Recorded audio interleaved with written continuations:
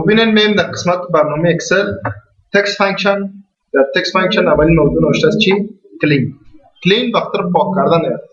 یک جمله اگر فرمت اینا داشته باشه برای شما تمام موضوعش پاک میکنه. نوشته میکنم ویلکم، انتخاب میکنم به یک فرمت، میخوام میره انتقالش رو دیسان پاک شد، میگم مساوی کلین هاوس باز تکست ورش انتخاب میکنه از دسته متن او سوی سر انتخاب دادم و چی کردیش؟ پاک شد. فرمت دیست شد؟ نه. لین تعداد حروف حساب میکنم. فعلا چند حرف داری؟ وقتی حساب کردن اونا نوشته که مساوی لین هاوس باز تکست ورش انتخاب کنید از دسته انتر میگه که 9 حرف. 4 حرف ول است، 4 حرف کام است، 8 حرف، یک حرف هم اسپیس است، 9 حرف. لین تعداد حروف چی میکنه؟ حساب. اپر بر شما چی میکنم؟ یک متن به حروف بزرگ نویسید. از دسته انتر ببینید ویلکم تا اون حروف بزرگ نویسید. پراپر حرف اول هر کلمه را بزرگ نویسید. مساوی پراپر قوس باز تکست انتخاب کنید از دسته از ویل دبلیوش و از کام سیش حرف اول هر کلمه. و لاور چی میکنه؟ به حروف کوچک نیست تبدیل میکنه. مساوی لاور قوس باز تکست ورش انتخاب کنید از دسته ببینید چیکار به حروف کوچک نیست. لفت از یک جمله شما میتونید بگید که چند حرف شما بیاد.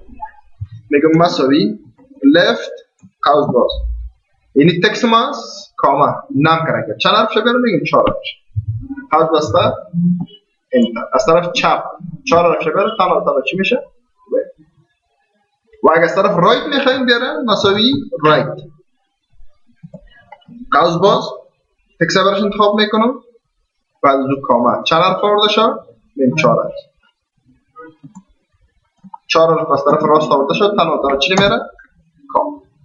و مد باز از مدل از وسط مساوی مد قوس باز تکست ورش انتخاب میکنه کاما.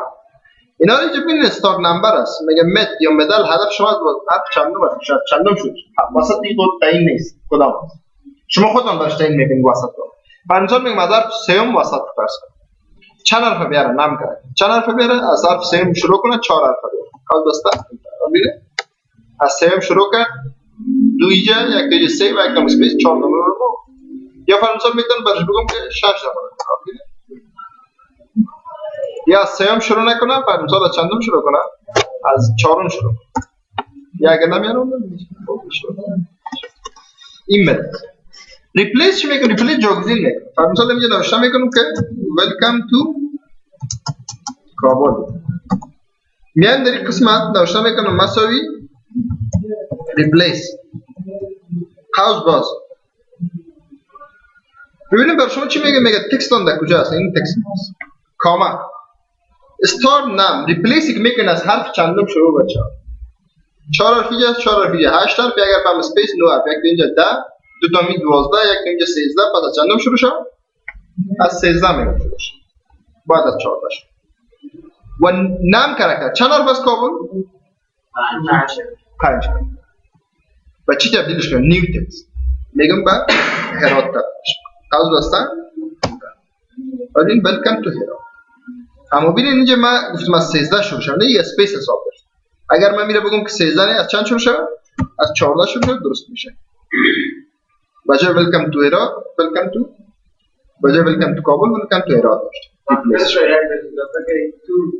گفتیم از 14 از حرف 14 هم شروع کنم 5 حرف در بر بگیرم و تبدیلش کنم به این متن. اون وقتی که تر بکنیم تبدیلش مساوی سابستیتیوت قوس باز این کار ریپلیس هم میکنم اما یک نسبتا آسان‌تر است. چطور؟ مساوی ریپلیس سابستیتیوت میگه این تکست ما است کاما اول تکست چی بود؟ کابل و چی تبدیل شد؟ به هرات. چی میکنه؟ در شما یک موضوع رو بگم اما طریقش هم فرق این به این طریقه است و این به این طریقه هر چیزی نوشته concatenate محتویات چند سال یک جا است. فرضاً نوشته میکنم he is a good بعد از گذاشتن یک اسپیس میشه و بای. میخوایم این محتوا چند سال اینجا یک جا باشه. میگه مساوی concatenate قوس باز text 1 کاما text 2 کاما text 3. اگر جمع پای در پای ناشته نکرده شما اینجا انتخاب میکنید اون متنی که میخواید پای در پای قرار بگیره اون رو انتخاب کنید. قوس باز انتر. is a good boy. تمام شده چی شده؟ در اکسل برای شما کنورت شد. کد مساوی کد قوس باز تکست برش انتخاب میکنم قوس بستم انتر. حالا این دفعه 15 میگم کد ای چی است؟ چی است کد ای؟ نه ای بزرگ 65. کد دی کد فرانسال سی بزرگ. هر پس خوب کد داره. توسط کد شما میگن کد چه؟ دریافت کنید. بفهمید کد چیه. کد به خاطری است که شما زمانی که از موضوعات برنامه‌نویسی کار میکنید این حرفا و اینا رو به شما نمیشناسید. مجبور هستید کدش باشید. به خاطر باید کد شما بفهمید. و 4 برعکس موضوع کد است. نمبر رو برش میگین می کد کدام حرف. میگم مساوی 4 قوس باز این سل نمبر است. قوس بسته انتر. حالا این دیسل اگر نوشته کنیم که 97 کد یک کوچک است. اگر برش بگیم که 65 کد چی است؟ ای بزرگ است. نمبر نوشته میکنیم می کد.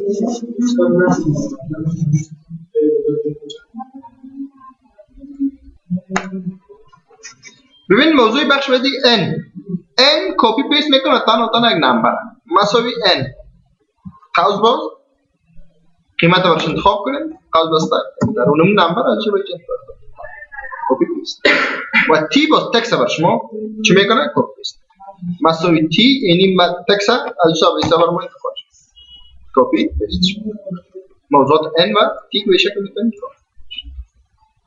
موضوعات انفارمیشن فانکشن اینا فانکشن است که شما معلومات اینا کدام کار خاصی نداره.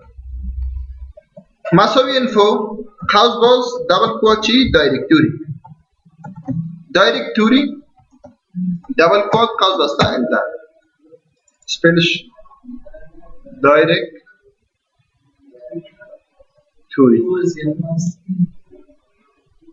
انتر بین نشان میده موقعیت فایل درایو سی یوزر ولی در داکومنت اگر ثبت است.